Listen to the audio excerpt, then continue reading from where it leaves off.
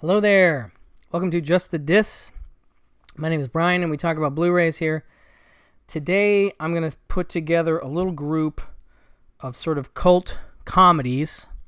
I know this doesn't always sell well in terms of views, but these are some fun movies that have come out recently from various labels, so I'm going to bunch them together and see if I can let you guys know about some stuff that I like that's come out. The first one and my favorite of the group is Safe Men. This is John Hamburg's, I want to say, debut feature from 1990. Is it 98? From Focus Features, and a really great movie that I saw on VHS back when I was in my video store days, and one that has become like sort of an all-time, I don't know, not an all-time favorite, but like among like cult comedies that I recommend to people because it's so funny. John Hamburg, a great writer-director who would go on to do things like I Love You Man and Along Came Polly. And he, was a writer on Meet the Parents, and he's got a new Netflix movie coming out this year, I think, that I'm curious about.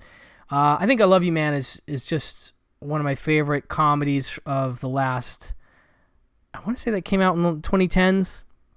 Maybe it's a little after that, or before that, but very enjoyable film and really gives the sense of John Hamburg's comedic voice, which is just this very esoteric and silly, surrealist sometimes, I don't know. I really like the way he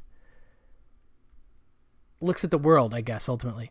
And this film was a big deal because of the cast, which at the time was like a little on the up and up. Like a lot of these actors hadn't totally broken out. A few of them had, but they would all go on to be really big. So you have, as you can see on the cover, Sam Rockwell and Steve Zahn, as well as Paul Giamatti.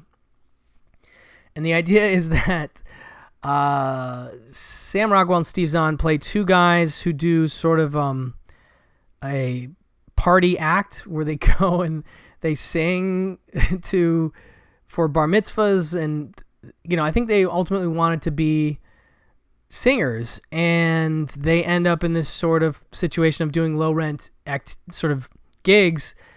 And they are mistaken because of the drink they order at a bar for a dynamo of a safe-cracking duo played by Mark Ruffalo and Josh Pace, I think. Definitely Ruffalo. And so they go after a gig to order slow gin fizzes at this restaurant. Or I can't remember if they order the slow gin fizzes, and because that's what these safecrackers are known for. They order slow gin fizz, and they go to this bar every time they have a safe cracking thing. So you have Paul Giamatti's character, he plays Veal Chop. He works for a Jewish gangster named Big Fat Bernie Gale, played by Michael Lerner, and he wants to hire the safecrackers to work for him. He ends up hiring these two lounge singer guys instead, and they have to sort of fake their way through actually trying to do safe cracking.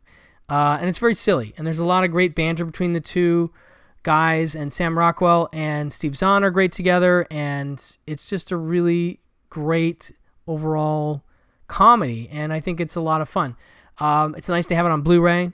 I will say, however, there are no extra features on this. And if you bought it on DVD, do not lose that DVD because you get some really nice features on the DVD that are not included here, including deleted scenes, a commentary with John Hamburg, Sam Rockwell, and Steve Zahn, which is very fun, and this really great short film that John Hamburg did called Tick that sort of seems like an influence on this, but it's a little different. It's about two guys that are sort of DIY bomb disposal dudes. One of them is played by... I'm going to forget, from the state, Michael Showalter. And it's one of my favorite short films. It's really great. I would imagine maybe they couldn't license it for Blu-ray because there's some music in it that maybe they didn't want to pay for this time. But hang on to your DVD because there's some fun stuff here. I will put these together, maybe rubber band them together in my collection because I want to have them both. So that's Safe Men. Next up from Paramount, we have Back to the Beach with Frankie Avalon, Annette Funicello, and many others. This is a super goofy comedy that sort of plays off the personas that Frankie and Annette had back in the 60s when they were doing the Beach Party movies. And it's almost as if those characters are Frankie and Annette, basically, they were those characters is the idea. And this kid, they have a young teenage boy who narrates the movie, who, sort of talks about them as these legendary figures. His dad was the Big Kahuna. He used to surf, and his mom was Annette, and it shows them sort of on the beach. And Demian Slade plays the kid. I think he's actually the kid who was the paper boy in Better Off Dead. So if the $2 guy, he's the kid in this movie, and he narrates the whole thing, and that's kind of awesome. So the idea is that the Big Kahuna and his wife Annette go out to the beach again to see their daughter, played by Lori Loughlin, to sort of check up on her because I can't remember why they're visiting the beach. But it just turns into this whole thing where they go back to the beach and start hanging out, and we get all kinds of crazy cameos from people like Connie Stevens. You get, I'm just trying to think. There's, Bob Denver. Both the skipper and Gilligan are in this. Don Adams from Get Smart. They're all on the cover there. Pee Wee Herman has this great bit where he does the song The Bird. And it's just goofy and surreal. It has lots of musical numbers. And there just aren't too many films like it, like ever made. It has a weird lightness to it. And it's just fun and silly. And I am a fan. It's got a musical scene with Frankie and Annette and Fishbone. And I mean, like, how many times did that happen, Even Fishbone was like, what are we doing here? It is the directorial debut of Lyndall Hobbs, who is this woman who had done, I think, some short documentary stuff, and got hired to do this film. And she does a pretty good job considering she'd never really done a feature before. And there's a lot of things happening here. They're shooting on location on the beach. There's actually a great filmmaker focus interview with Lyndall Hobbs on here, about 8 or 9 minutes long, talking about her experience getting the job, working on the film, working with the different actors. And it's a lot of fun. So if you like goofy, culty 80s comedies that have a sort of retro 50s throwback vibe and are just silly, I mean, this would go with like Surf 2 or something like that, although Surf 2 is even weirder than Back to the Beach. Although I would still watch a Surf 2 Back to the Beach double bill. I think that they could play together ultimately. Surf 2 is a little more weird, a little more surreal, but this is just a lot of fun in a movie that I think a lot of people don't remember as well.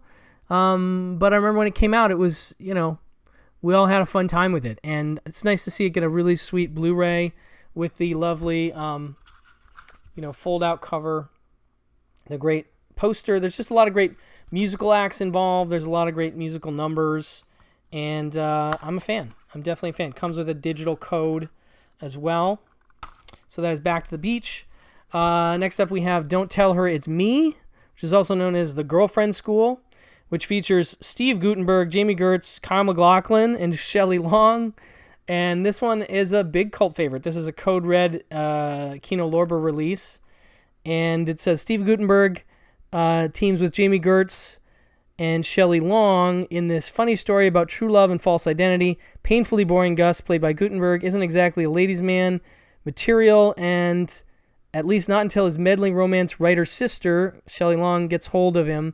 Going from geek to chic in a few easy steps, classic makeover stuff happening here. He becomes Lobo, a long-haired, leather-clad hunk ripped from the erotic fantasies of his dream girl Emily. That's Jamie Gertz. But can true love be truly true if it's based on fiction? Co-starring Kyle MacLachlan Madchen Amick. So you got a nice dose of Twin Peaks connection here. So he plays Lobo, and it's like I think he's from New Zealand or something, and he puts on this mullet, and he rides a motorcycle, and it's super goofy. But it's very 80s. Again, like Back to the Beach. If you're looking for something fun, Gutenberg is very 80s to me, as is Jamie Gertz and Shelley Long. So I remember liking this one. I'm looking forward to checking it out again on this Blu-ray. Brand new 2K master from Code Red. The Boyfriend School alternate opening included here. So that's Don't Tell Her It's Me. And then lastly, I'm stretching a little bit to include this, but I wanted to throw this in. This is from Warner Archive. It is The Frisco Kid. This is from 1979, so not quite 1980. I want to say 79. And it is from director Robert Aldrich, who did things like The Dirty Dozen and Flight of the Phoenix and other stuff. And it is Gene Wilder and Harrison Ford in sort of a buddy comedy western. I'll just read the back here because it's a funny setup. And it's 1850, and a new rabbi, Avram Belinsky, that's Gene Wilder, sets out from Philadelphia towards San Francisco. Cowpoke bandit Tom Lillard, that's of course Harrison Ford, hasn't seen a rabbi before, but he knows when one needs help. And getting his tenderfoot to Frisco in one piece will cause robble with the law, Native Americans, and a bunch of killers. So Gene Wilder and Harrison Ford are one feisty team as a rabbi and rescuer in this rough and ready romp that rivals Wilder's earlier Blazing Saddles in Wild West hilarity. Director Robert Aldrich's seasoned hand at blending roughhouse and laughter, as fans of his earlier films, The Dirty Dozen and The Longest Yard, will attest.